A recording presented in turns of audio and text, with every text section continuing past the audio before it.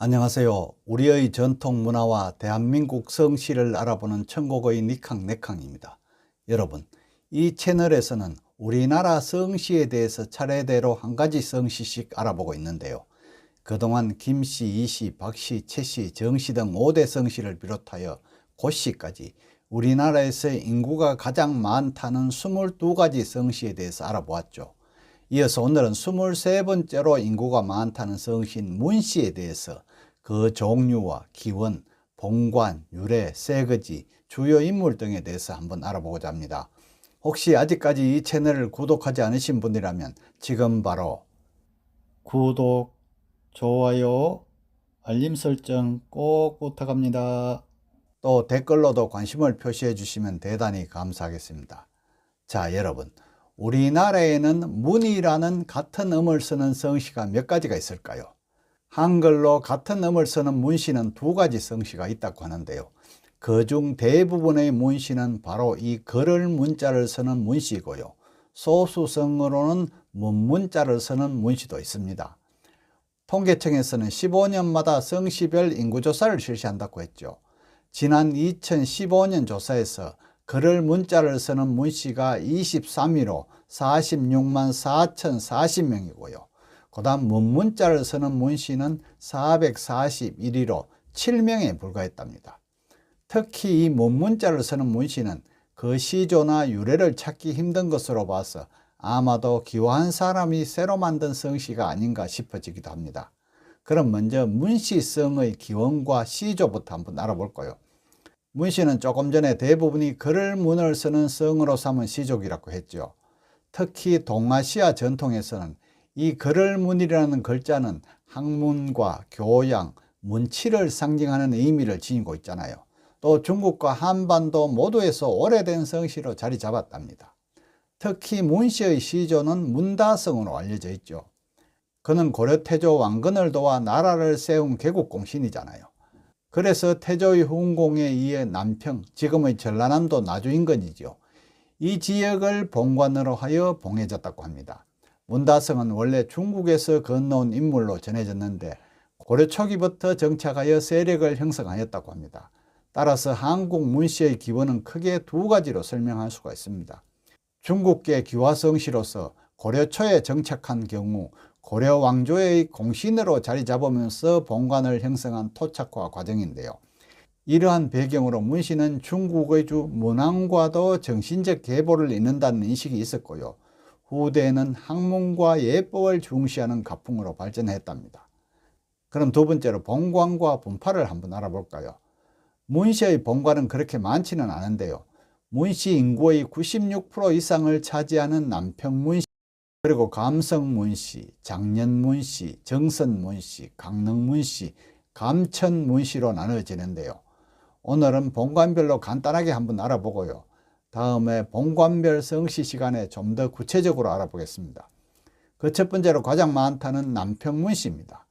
남평문씨의 시조 문다성은 고려 개국에 공을 세워 삼중대광 벽상공신으로서 남평백에 봉해지고요. 무성의 시호를 받았다고 합니다. 문다성은 472년, 그러니까 백제 계로왕 18년에 갓난 나이 때 백제 미동부리현의 장자못이라는 연못가의 높은 바위 위에서 발견되었다는 전설이 있고요. 또 전라남도 나주시 남평읍의 문암이라는 전설 속 바위가 전라남도 민속문화재 제32호로 지정되어 있다고 합니다. 성계를 고정할 수가 없어서 고려 숙종대 산기상시를 지낸 문익을 1세조로 하여 세계를 잇고 있는데요. 중시조 문익의 아들은 고려 인종 때 재상이었던 문공류 문공인이고요. 손자는 명조 때 명재상으로 일어난 문극겸이라고 합니다. 조선시대 문과급제자 38명을 배출하였고요. 2015년 인구조사 결과는 46만 4,040명이었다고 합니다. 다음 두 번째로 강성문씨입니다. 강성문씨 시조는 여러분들이 학교 다닐 때 목화시를 가져오신 분으로 알고 있는 바로 문익점이랍니다. 그는 고려 말기 서장관으로 원나라에 갔다가 목화시를 가지고 돌아왔죠. 2015년 인구는 2,906명이었답니다. 다음 세 번째로 감천문씨입니다. 감천문씨의 시조 문세광의 아들 문헌길이 낭장이 되었다고 하는데요. 감천문씨는 조선시대 문과급제자 9명을 배출하였고 2015년 인구는 1,076명이랍니다. 문구를 시조로 하여 남평문씨에서 분적한 감천문씨는 남평문씨와 같은 뿌리임이 확인되어서 남평문씨 대동보 평간시에 합보되었다고 합니다. 그래서 문씨의 본가는 사실상 남평 단본이라고도 할 정도랍니다. 다음 장년문씨입니다. 장년문씨의 시조 문린리가 1009년 그러니까 고려 현종 즉위년에 공부상서가 되고 1011년 우복야를 거쳐 참지정사가 되었고요. 1019년에 상서자복야에 이르렀다고 합니다. 중시조 문종은 고려 문종초 문과에 급제한 후에 1093년에 문화시중에 이르렀고요. 시호는 정헌이고 선종의 묘정에 배양되었고요. 2015년 인구는 불과 51명이랍니다. 다음 강릉문씨입니다. 강릉문씨의 시조 문장필은 1170년 무신난으로 문낭장이 된 후에 1184년 참지정사를 거쳐 벼슬이 중서문화평장사 상장군에 이르렀고요. 2015년 인구는 40명이랍니다. 다음 마지막으로 정선문씨입니다. 정선문씨의 시조 문임관이 고려조의 태자소부를 지냈고요. 문임관의 아들 문관이 고려 문종 때 과거에 급제한 후에 1111년 수자공 참지정사에 이르렀고요. 2015년 인구는 19명이라고 합니다. 그럼 이 문씨의 세거지와 분포는 어떨까요? 문씨는 역사적으로 호남 지방을 중심으로 세거지가 형성되었다고 합니다. 전라남도 나주, 화순, 장흥, 한평 등지는 남평문씨의 근거지로 고려 이래 대대로 터전을 유지했다고 하네요. 전라북도 완주나 임실, 장수 등지에 조선 초기에 분파가 이동하여 새로운 집성촌을 형성했고요. 경남 합천이나 창녕, 밀양 등지에는 고려 말 조선 초에 이주한 가문이 자리를 잡아서 세거지를 이룬 경우라고 합니다. 근현대에서는 서울과 부산, 대구 등 대도시로 진출하면서 전국적으로 분포하게 되었고요. 해외, 특히 미국이나 중국, 일본 등지에도 이주가 이루어졌다고 하네요. 특히 남평문씨는 호남 유림사회와 깊은 관계를 맺으면서 서원 건립과 향교 운영에 주도적인 역할을 하였다고 합니다. 그럼 문씨 가문의 특징과 정신을 한번 볼까요? 문씨 가문은 전통적으로 문, 예, 학을 중시하는 가풍을 이어왔다고 하네요. 이는 성씨 자체가 지닌 이 거를문의 의미와도 맞닿아 있다고 할 수 있는 거죠. 학문적 전통을 보더라도 문익점을 비롯한 다수 인물들이 학문에 힘써서 성리학과 유학 발전에 기여해 서원 건립과 향교 운영, 후학 양성에 적극적이었다고 하네요. 또 민생 중심의 정신이 배어 있다고도 하는데요. 목화전례처럼 백성의 삶을 개선하는 일을 중요하게 여겼다고 합니다. 관직에서도 문치를 중시하고요. 학문과 행정을 조화롭고 이끌려는 노력이 두드러졌다고 합니다. 또 충절과 청렴을 강조했죠. 고려와 조선 말기의 변혁기에도 많은 문씨 인물들이 절의를 지키며 이름을 남겼죠. 조선 후기에는 지방 유림으로서 청렴한 선비상을 이어갔다고도 하네요. 그럼 마지막으로 주요 인물에 대해서 한번 알아볼까요?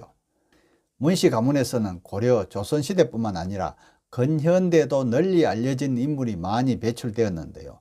먼저 문익점입니다. 다 아시죠? 남평문씨의 대표적인 인물로 고려 말의 학자이자 정치가였다고 합니다. 원나라의 사신으로 갔다가 목화시를 몰래 들여와 국내에 전파함으로써 조선의 어생활을 크게 발전시키신 분이죠. 다음 문이세입니다. 장흥문씨의 시조죠. 고려 말 충절을 지킨 인물로 알려져 있답니다. 다음 여러분이 다 아시는 문재인 대통령이죠. 제19대 대통령으로 남평문씨 출신입니다. 현대의 문씨성을 가장 널리 알린 대표적인 인물이라고도 할 수 있습니다. 이외에도 농구선수 문경은, 태권도 선수를 한 국회의원 문대성, 문익환 목사, 문선명 통일교 창시자, 문희상 전 국회의장, 또 안 좋은 인물로 알려졌죠. 바로 제1교포 살인자 문세광 등이랍니다. 자, 여러분, 오늘은 문씨성에 대해서 알아보았는데요. 이처럼 문씨는 고려 개국공신 문다성으로부터 시작하여 오늘날까지 이어져 내려온 유서 깊은 성씨라고 합니다. 목화를 전래한 문익점과 민생영 학자 그리고 근현대 대통령 문재인에 이르기까지 문씨 가문은 시대마다 나라와 백성을 위해 중요한 역할을 수행해 왔답니다. 그 뿌리는 호남 지방을 중심으로 하되 한국 사회 전반의 학문과 예절, 문치의 정신을 전파해온 성씨라고도 할 수 있습니다.